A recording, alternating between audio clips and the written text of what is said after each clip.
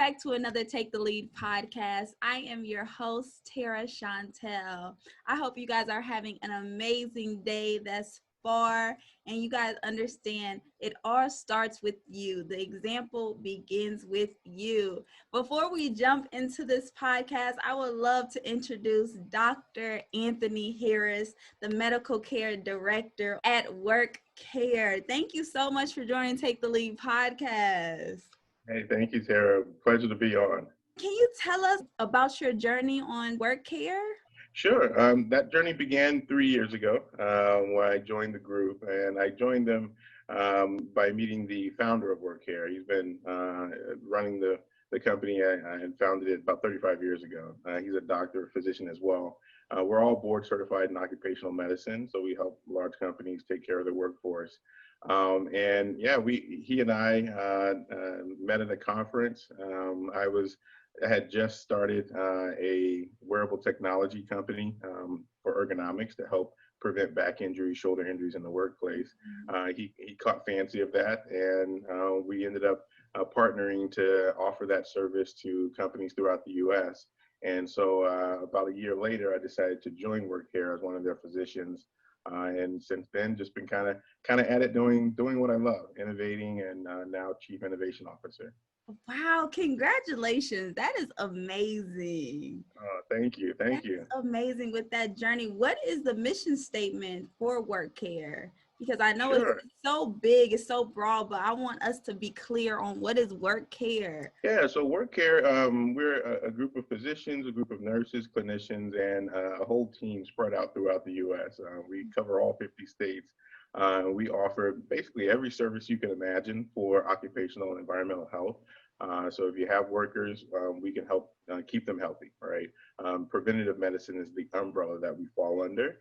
Like I said, been around for 35 years, and during this COVID pandemic, I mean, we've been at it trying to help prevent infections from happening in the workplace. And so it's really been a journey, one obviously unexpected, but one that we are fully dug in, heels grinding, and helping prevent injuries and infection. Yes, that's incredible. And dealing with this whole pandemic, you actually created COVID bags for the college students. Awesome. Tell us more about that project. Yeah, so in terms of for college students and what we've been helping do in terms of prevention, it really is a digital platform that we created. So it allows college students to prevent infection by identifying, hey, look, I was around someone that had COVID, or I have the sniffles, right? And I need to report that some way, somehow to someone, right? And in terms of colleges, to their prospective student health most of the time. And so we launched that digital platform back in March. We went from 0 to 70,000 employees that we were taking care of. And now we've done well over 2 million of these type of screens. And that effort has served really well to help prevent infection, both in the workplace as well as the collegiate setting that is primed for. And then in terms of like the go bags and things that we are coaching universities on, it really is preparedness, right? Be prepared to, if you have an encounter, if you have an exposure to a COVID positive person, have that bag packed, right? And be ready to skedaddle as soon as possible, because we know that COVID is so infectious, right? And you don't have time to pack up and try to move everything out of the dormitory or your apartment or whatnot. So it's taught us a lot in terms of preparedness and how to coach and counsel organizations and groups of students. And that's where we're at continuously day after day. Wow, yeah, I really believe stay ready so you don't have to get ready. And what should we have in our COVID bag just in case that circumstances do arise? Sure. So it should be packed well enough with appropriate clothing and toiletries and whatnot to be gone for at least 7 days, right? At a minimum, 10 days preferably. And the reason why is because if you have an exposure on campus and you're the person that has to skedaddle because of your risk, 10 days is about as long as we want for someone to be away in order to let COVID kind of run its course, if you would, to build that immunity up and hopefully recover. We know that most student age individuals do recover just fine from COVID, but obviously we want to be careful so that they're not transmitting to others, and particularly those who are vulnerable, right? Those with pre-existing conditions, etc. So that bag has to have enough to weather that time span at a minimum. Yes.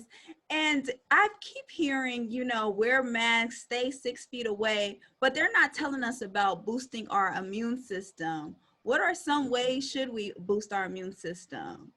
You bet. So diet is important for immune system health, right? And so having a healthy diet that consists of green leafy vegetables, first and foremost, is key. Vitamin C is also key. So obviously fruits, citrus is good, but you can get vitamin C from green vegetables like broccoli even as well. So those are important. There are other fruits and vegetables that have antioxidants in them that help with the immune system fight off virus and also other types of illness. And so those are key as well.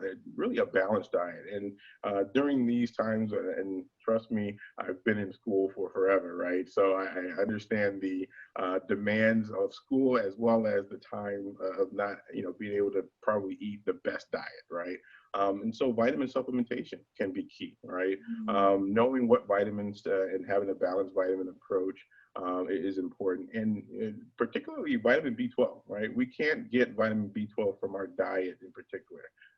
It's just not enough of vitamin B12 available. So oftentimes we have to supplement with an actual vitamin supplement for vitamin B12. Oh, yes, those are so important. All those vitamins is so key because I'm noticing that everyone's being prepared and walking around with masks outside. Is that sanitary? Is that safe? Is that the right thing to do, to wear a mask when you're driving by yourself and outside? Yeah, so it is a balance, right? And knowing kind of the best scenarios that you first and foremost have to have a mask on, and those scenarios where okay, mask is optional, right? And those optional areas are when you're alone. If you're in your car by yourself, you're not around others, certainly not within 6 feet of others. You don't have to wear your mask, right?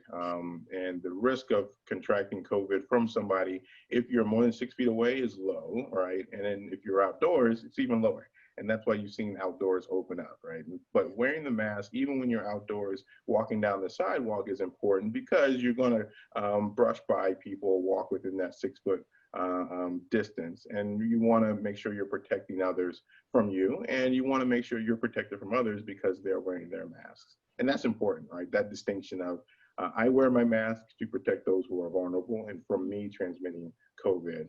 The masks that we talk about, the cloth masks, don't protect me, the wearer, from others if they're not wearing their masks. So it's important that we all participate together to protect each other for sure. And masks are shown to be effective at preventing transmission. And so it is definitely a must. But it is hard to breathe, but having a proper known fact of wearing the mask is so key for people to understand.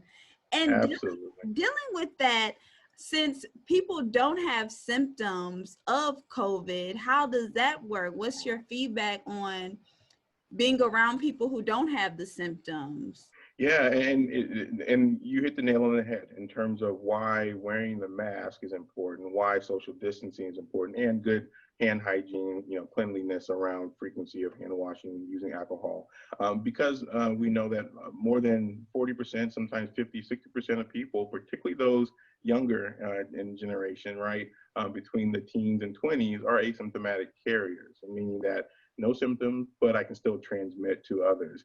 And so that level of prevention where across the board, if you're out and about, you have that mask on is going to be key.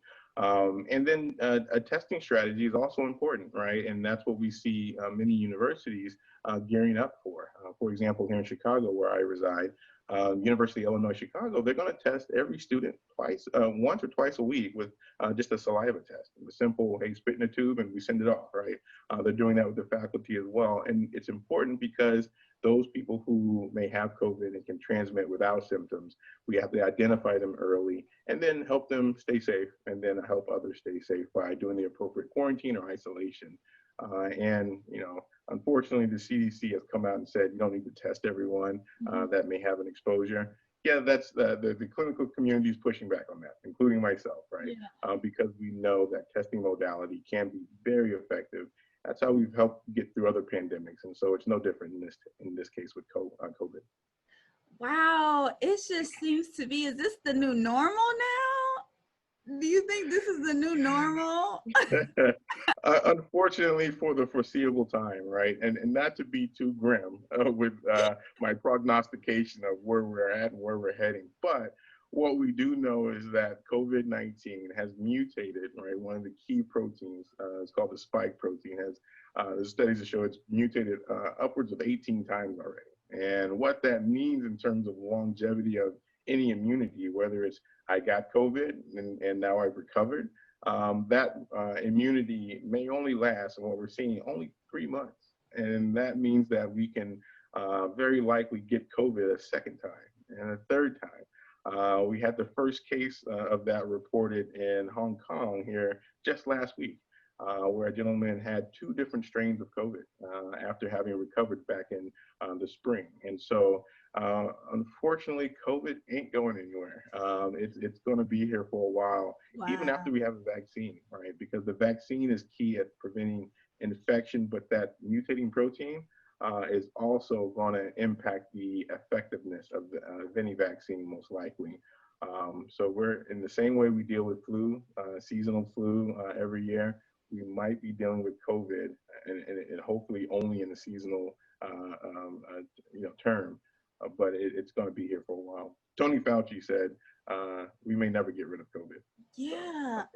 Wow. So we must adapt to this new normal and be able to conquer all of this chaos that's going on in this world. And it's in this world. It's not just in America. Right. You're spot on. If you look globally, right, you zoom out macro and see the impact to other nations. We led the way in terms of number of cases on a daily rolling average, right? But now we've been surpassed by Mexico. And if you look at places like India, they're rising, right? And they're going to most likely surpass us as well in terms of number of cases on a daily basis. And it really, one of the key factors there is just proximity. Right. If you look at population density, those nations with very low population density, let's say New Zealand, they've done phenomenal with COVID, but they only have 18 people per kilometer. If you look at the U.S., we're up around 35 to 40 people per kilometer. If you look at UK, about similar, but in India, it's 422 people per kilometer. And so just the number of contacts from one person to the other is far more dramatic when you have more density of population. So it's going to be a hard battle, not just for the U.S. continually, but for other nations for sure. Wow, this is history. We are in history right now. We are. It's grim history, but history nonetheless. But hopefully we all come together. We all, are participating to help prevent, transmission amongst each other. And we're better off for it, right? As a nation, better off for it as a global community as well. We want to come together, but we have to stay 6 feet. Isn't that crazy? Yeah, it's a paradox for sure. It is. Where did COVID come from? How did it start? Yeah, so our data is showing that COVID, like other coronaviruses, this COVID being SARS-CoV-2, it's called. SARS-CoV-1 was back in 2003, in the SARS epidemic. It's basically has come from animals. In this case, bat is what we've traced COVID back to when we look at the genetic profile of COVID. And we know that other coronaviruses that are common, the common cold, can be traced back to the 1800s genetically and have come from cows, bovine, right, sources. And so this transition from animal to human vectors has happened many, many times before, and unfortunately happened this time, it looks like, with COVID.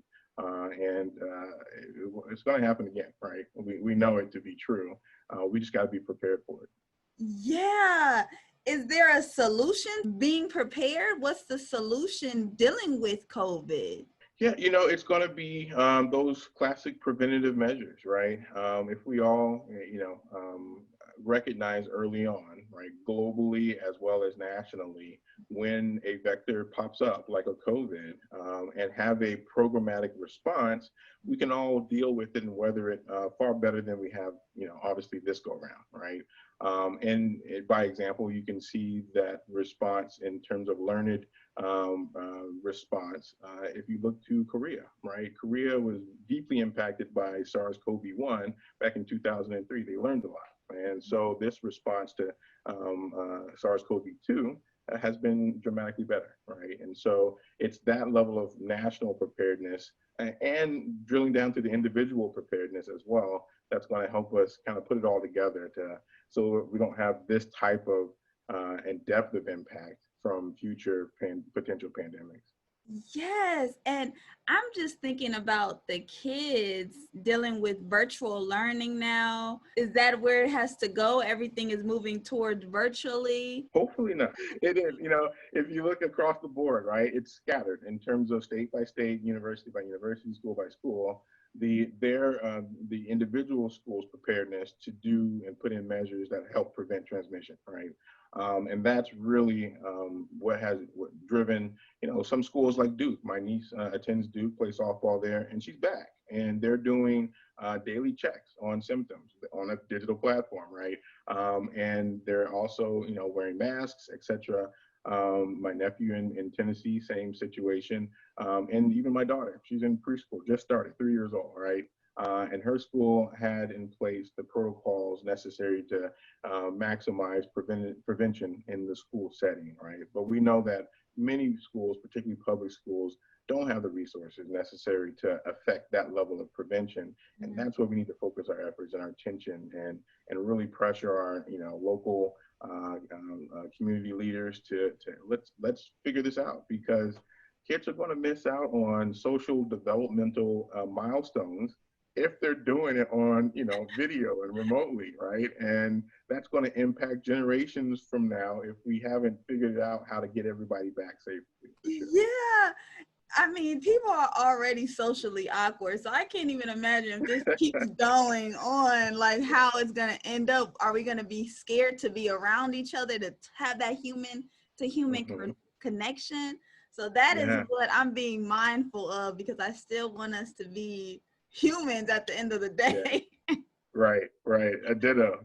I mean, there is potentially a silver lining, right? If we look to, let's be optimistic, right? In terms of a vaccine being effective across the board for multiple strains of the current coronavirus.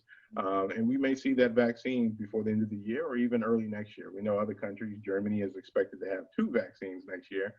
China has a vaccine that they've already started administering to their military. So the vaccines are coming, right? And it's just going to be how long do those vaccines impart immunity? And then that will predicate the frequency to which we need those boosters, just like we do for the flu, right? And so getting back to normal, I'm hopeful, right, that we'll get there. It just may be to the end of next year that we finally see that level of normalcy that we all are hoping and praying for sure. Yeah, everyone is really hoping for a better year in 2021. But little do they know we're in this. Like, we're in this. Yes. And so you mentioned the vaccine. What will be in the vaccine? Yeah, so most of the vaccines that are being tested today that are shown efficacy are killed or neutralized virus, right? And so what they do is they take SARS-CoV-2, the virus itself, and they bake it. Let's say bake it. They bake it with radiation, but they basically make the virus ineffective. It can't replicate, okay? And then they take that genetic material and they put it into basically a culture or a medium, and they amplify those viral particles, okay? And then they take that and they introduce it to us as a human, basically petri dish, so to speak. And our body recognizes, hey, this genetic material is not supposed to be here. And our immune system then figures out how to uniquely bind to that genetic material and prevent it from affecting us.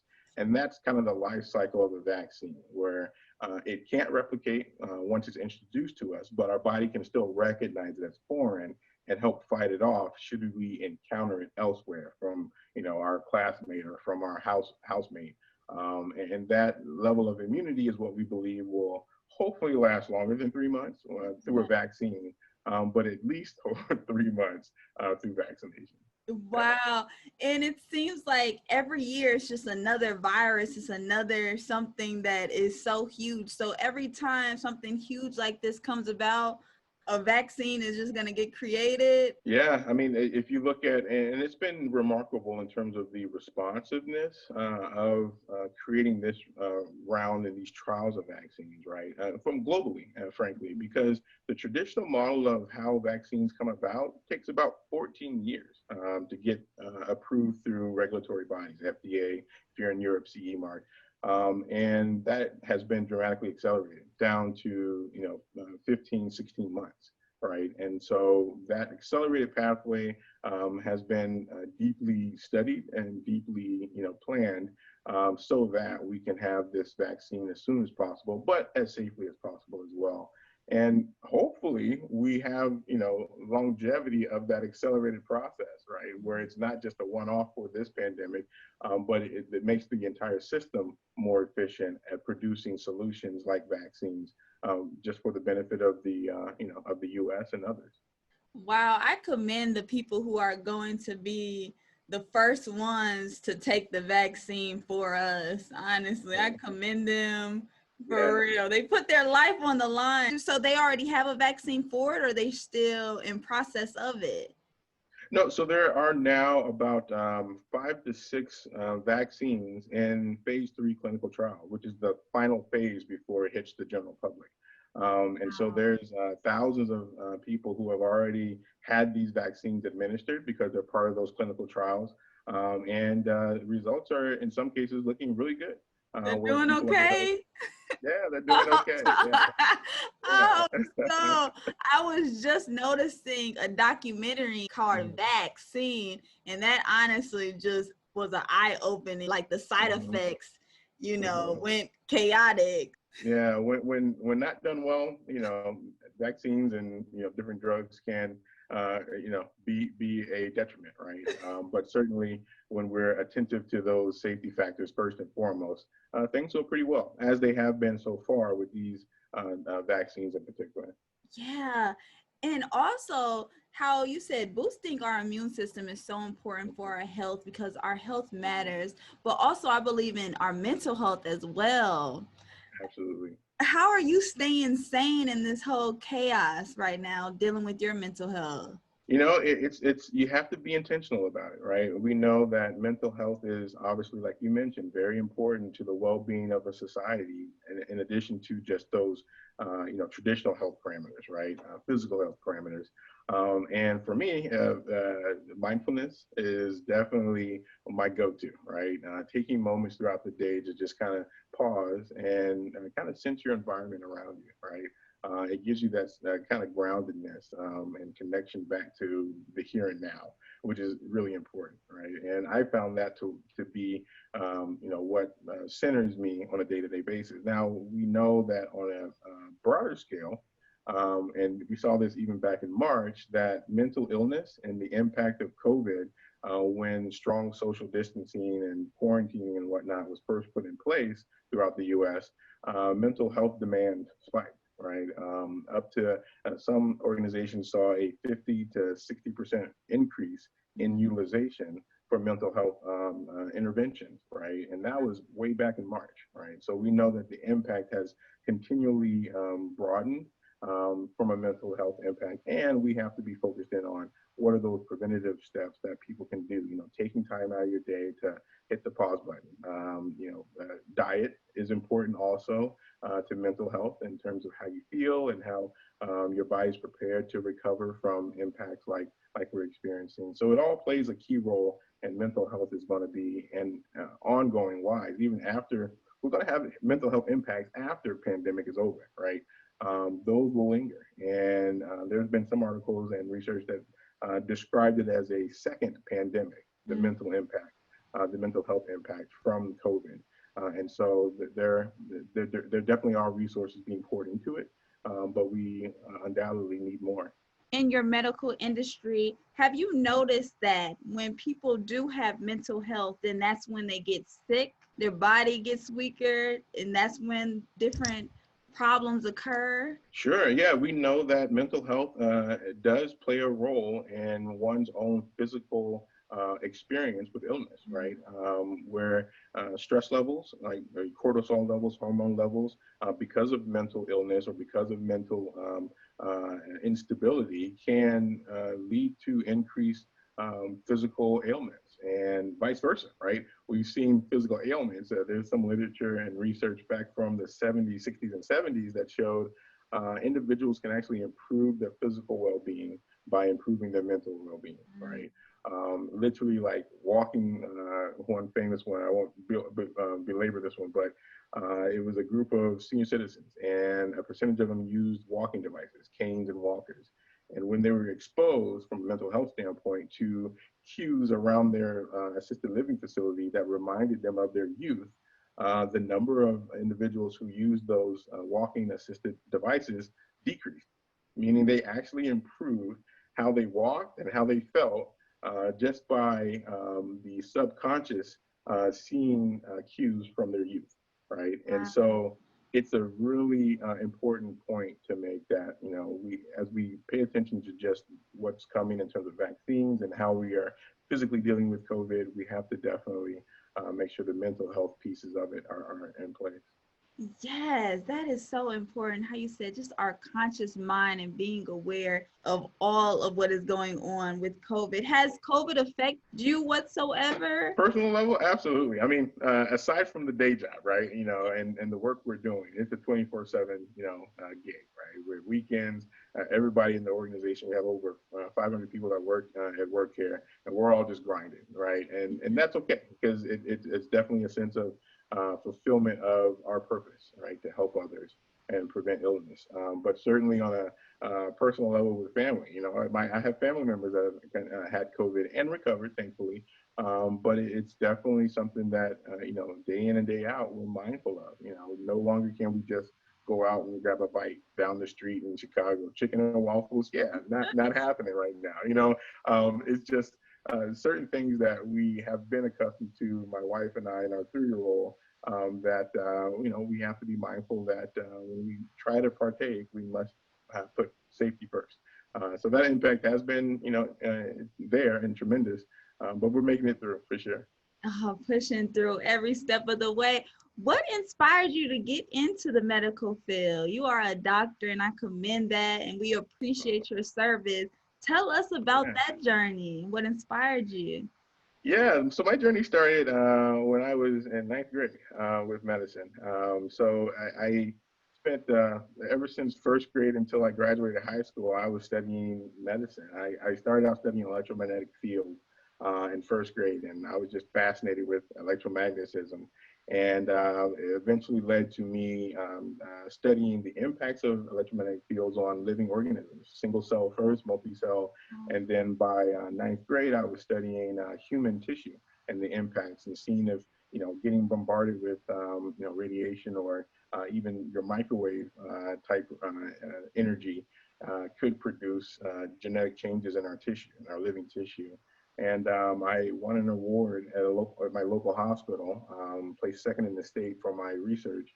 And they said, hey, look, the president of the hospital said, you can shadow anybody, any doctor you want in the hospital over the summer. And so I picked a radiologist, and I followed them for the summer, fell in love with medicine, said, I want to be a doctor in 9th grade, and just set out on that journey. And always been a tinkerer at heart. Filed my first patent as a freshman in undergrad, and with my first invention, and then went on to start, went on to get my master's of business administration, my MBA, because I wanted to, you know, fuel my innovation by creating startups. And so did my MBA while I was in med school in a 5-year program at Indiana University. Then started 2 medical device companies when I was doing my general surgery residency, and then went on to get my master's of public health when I got into occupational medicine. And so that is what's given me the epidemiologic mindset that has been so useful during this COVID period. So the journey's been long, but it's been a fun journey, and I wouldn't change a thing about it for sure.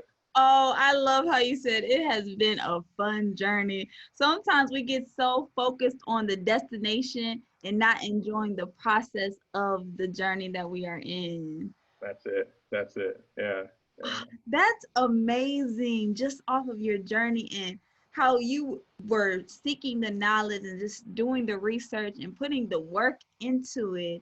Have you seen anything like this, like the COVID with your journey? Because you've been in medicine for years, Right. but has it been this huge before? No, for me personally, this has been the largest and most expansive impact we've seen from a pandemic.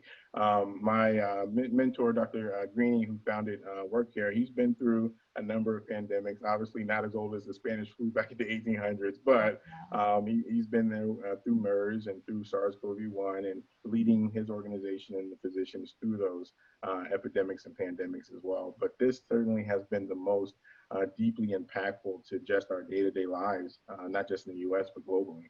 And unfortunately, we're approaching 1 million deaths globally, right? Over 900,000 roughly right about now. And we don't see that number slowing down. And so we just got to keep grinding and hopefully keep getting prevention out there. Yes. And that is just so unfortunate, the death rate. But they're also not telling us about the people that survived as well, the numbers of the people surviving. Why is that?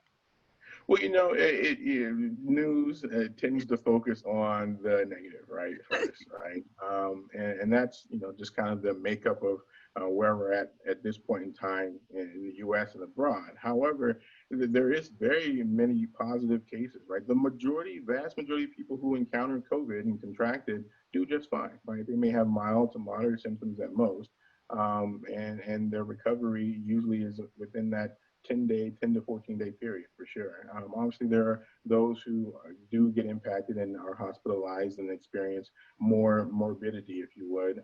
But if you look at the statistics on the mortality rate of SARS-CoV-2, it is more than the flu, right? But it's less than 1% still. So again, most people do okay when they contract COVID, but still, because of just the numbers, right, that 1% is a considerable number of people that may lose their lives to something that we could prevent. Yeah. Yeah. What is the difference between COVID and the flu since they sound so similar? Yeah, at the microscopic level, the flu is a lot bigger, about 30,000 Daltons. It's a larger virus, which means that it mutates a little bit less than what we see with COVID, right? However, the main difference is how it affects and how it gets into our system, right? COVID has specific receptors called ACE receptors that gets into our lungs and mostly attaches in our mucosa and our nose. Flu is a little different, right? And so how we get after it in terms of prevention is a little different. But at the end of the day, it's still a vaccine that's necessary to help decrease your chances of getting the flu, as well as hopefully one day vaccinating against COVID-19 as well. But they really are indistinguishable from the symptoms that most people have: the stuffy nose, the body aches, nausea. They're similar, right? If you have the flu, you may have all the hallmarks of COVID-19. So as we approach flu season, we have to be mindful to, one, get vaccinated against the flu, right? And then also, still have those precautions in place for prevention of COVID, the face covering, the hand washing and whatnot. And what's cool is that there's some studies out of Brazil and their nationwide flu vaccination program that has been around since 1999. And what they found this year with 2020 flu, it's called trivalent vaccine for the flu, that it actually helped increase survivability of COVID-19. Meaning less people died if they were vaccinated with the flu and then later on contracted COVID-19. So that's a very positive set of data. And this was over, almost, I believe, 90,000 individuals that they looked at this study. And so it means that, yes, get flu vaccinated and that may decrease your risk from succumbing to COVID-19 if you're amongst that vulnerable population for sure. Yeah, the vulnerability is real, especially how you stated earlier, boosting your immune system. If we do find ourselves getting stuffy and having aches in our body, do you have any health remedies that we can take on for ourselves at home? So since we have to be quarantined and we can't be outside, any health remedies for home? Sure. I mean, so the diet is important, right? Like we mentioned earlier, the nutrient supplementation. And then one of the things that I first thought, oh, I don't know if that's true or not, but now I live by it, is use of things like zinc. Zinc is available in, like a supplement form. And there are actually clinical studies to show that zinc can boost your immune system in the acute phase and actually decrease even the common cold in terms of long, period of experience, right? It can shorten the period that you experience a cold or the flu, and hopefully that being the case also with, COVID. God forbid should anyone contract it. And so zinc, echinacea is another that's been studied, not shown to be as effective as zinc, but it can't hurt, right? These things can be home remedies that help get you through more quickly if you are feeling under the weather. Yes, yes. Dr. Anthony, this was so insightful, so knowledgeable. Thank Everything you. that you're doing, we appreciate you being the front line for us, getting us through this whole epidemic, My honestly. pleasure. My pleasure. Yeah.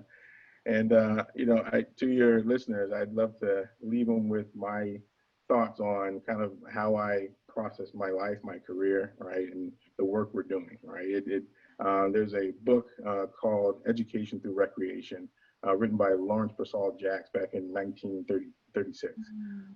And in it was one of my favorite quotes. It's a master in the art of living draws no sharp distinction between his work and his play, his mind and his body, his labor and his leisure, his education and his recreation. He only pursues his vision of excellence in whatever he's doing and leaves it to others to figure out if he's working or playing. To him, he always seems to be doing both, enough for him that he does it well. And so that's really my mantra, right? Work is fun because I'm able to help people. And waking up in the morning, I'm motivated. Let's get out there, let's help, and let's enjoy at the same time. And that's what I would love for us to understand, how you're staying so positive, you're having fun doing your work because you're in your purpose. And now you're truly motivated. I bet some days you wake up before your alarm clock because you understand the driving force within yourself. How did you get there? The easiest answer for me, being a son of a preacher, growing up in the South, a Baptist minister, is God, my religion, Jesus, right? That was the center of my groundedness with my perspective in life, right? But in addition to that, what has been instrumental for me is really being introspective as possible on a day-to-day basis, learning myself more fully, right? How do I show up to others? What emotion am I feeling in that moment, in any given moment? Is it anger, hurt, sadness, fear, joy, right? And why am I feeling that? And that informs me of myself and allows me to then, be more genuine in how I show up with others, connect with others more fully, so that it captures those microcosms of, social interaction in a way that brings more fulfillment to both myself and others because it feels genuine, right? And that's what nourishes us on a day-to-day basis. And so even this interview, I am tremendously nourished by, right, and connecting with you. And that helps me look forward to the rest of my day with a positive outlook, right? Because of that connection that we're able to develop by knowing ourselves more fully.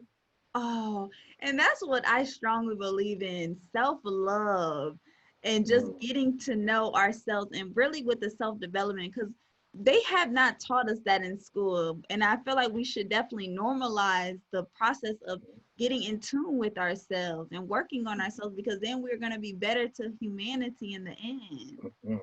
Absolutely. Absolutely. Amen to that. I mean, as we grow in our family unit, right, we grow and learn how to behave and how to respond and react to others. to survive in that family unit, right? Not positive or negative, it's just, it is what it is. And we call that formation, right, in our adolescence. And as adults, if we learn the skills to decide what works for us in terms of how we respond in those cues and what doesn't work for us, then we have a choice. And that choice is to change our response to those cues. And that's called reformation, right? And so the name of the game is just to learn ourselves more and learn how we respond and how we show up and react. And that just makes the world of difference in terms of being able to contribute to others around you. That's how you play this game right there. That is exactly how you play it.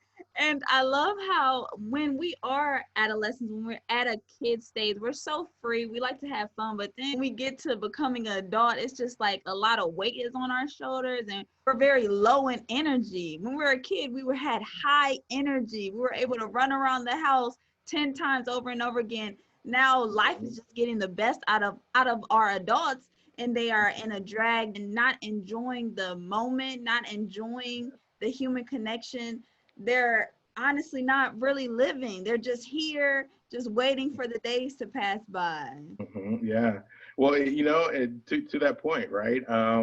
There's a good body of lectures from Harvard on mindfulness. And if you listen to the intro of it, it talks about data that shows we spend the vast majority of our time, more than 85 to 90% of our time, either thinking about the future or thinking about the past, right?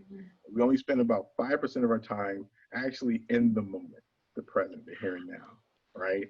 And if you think about the difference of that mindset as we exist as adults typically versus a child, they spend the majority of the time in the moment, right? They stop and see the butterfly on the flower and they're mesmerized by it, right? They walk down the street a little bit further and they see the stop sign that's red and octagon, right? They're enjoying and being in the moment more fully themselves. That's why they can go from, tearful and crying, throwing a fit to laughing 2 seconds later, right? If you've ever seen a child do that. And it's because they're in the moment. And so as we as adults learn more fully how to be in the moment, be with others, be with ourselves, it will allow you to then change your perspective on the day-to-day rigors. And tomorrow doesn't have to bring stress today because I'm in the moment today. I appreciate that. That's what I try to really be present in each and every opportunity. Take one day at a time. That's where anxiety comes about because you are focused on the future. You have anxiety. The ego is telling you you're behind schedule, you're late. And that's what we have to rip away from all that, detach ourselves and really be present with our loved ones and realizing how short this life is. Absolutely, absolutely. We're reminded of that brevity of life, on a daily basis, losing some prominent, figures and movie stars that we all looked up to as Black Panther, right? And so, when we have loss like that, hopefully people take an opportunity to reflect on what you just said, how short life is and how to more fully show up and fully be in the moment so that we can, better appreciate not just ourselves and the emotions we carry, but those around us, our loved ones, for sure. Yeah. And just how you said, reflecting off of death, these obstacles that come our way, COVID, what reflection have you learned during this whole journey at this very moment we're in right now? On a personal level, it's kind of recentered my work, all right, and how I see it. I used to, as an entrepreneur, I've done 3 startups now, right? I used to think about, okay, how can I create this next business, right? How do we get the business model right? How do we get out there and scale it fast, obviously return on investment, ROI, what is it going to be? To during this COVID, and even during this COVID, I started my 4th startup, right, to help on this digital platform, help screen individuals.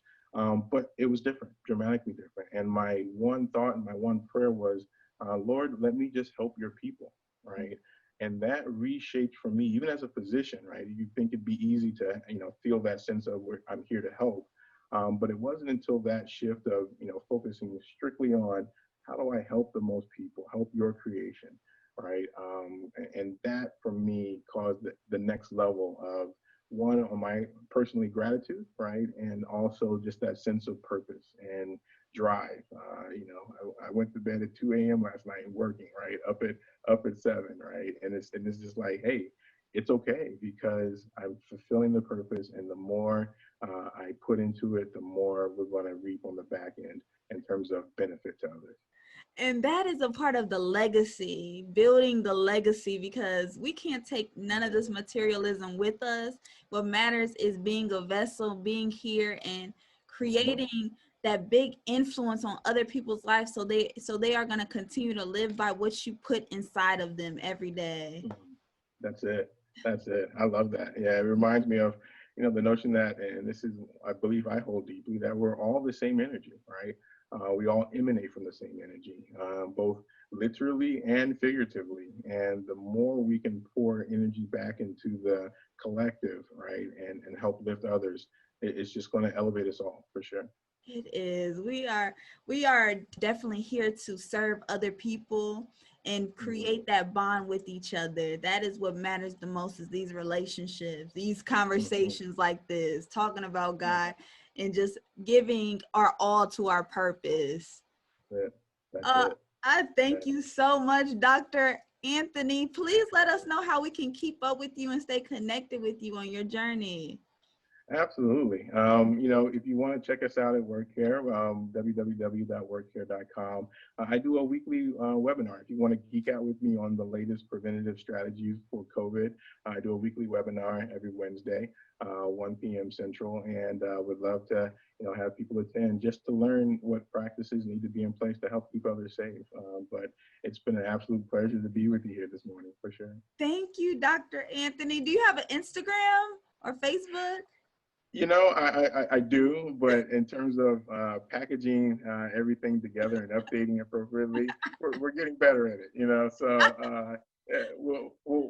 I'll reach out and let you know what the new links are as we get more content out there, for sure. We definitely have a YouTube channel through WorkCare that is mostly content that I've created. But in terms of the Insta and the Facebook, we're going to get at it more fully, for sure.